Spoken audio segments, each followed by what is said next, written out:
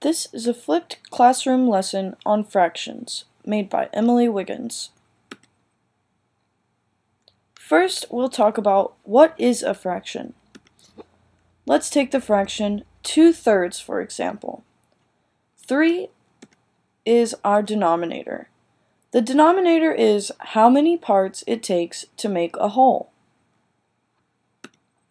2 is our numerator.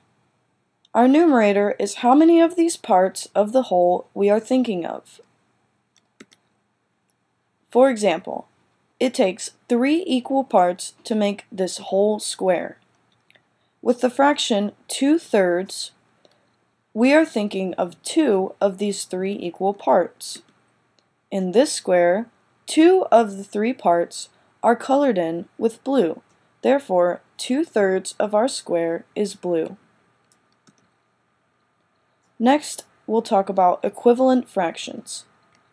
Equivalent fractions are two fractions that are equal to each other, which have different numerators and denominators, but they equal the same value and the same distance on a number line.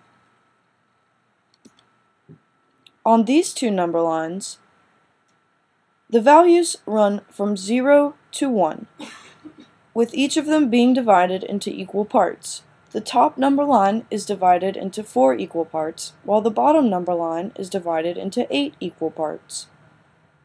Let's think about which of these fractions on the two number lines are equal to each other.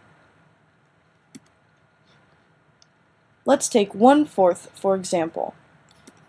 This covers one of the 4 equal parts of the top number line. Which of the fractions on the bottom number line covers the same distance as 1/4 of the top number line? We can see that 2/8 is equal to 1/4 because they both cover the same distance on the two number lines.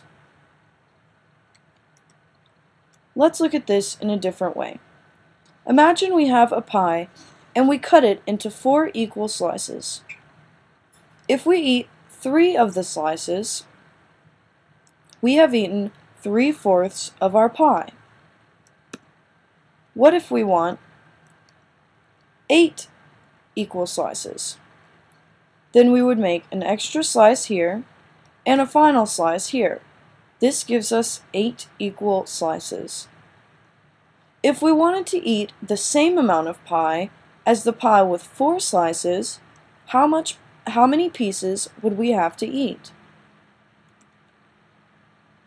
Here we can see that we would have to eat 6 slices of the 8 slices, which makes the whole pie.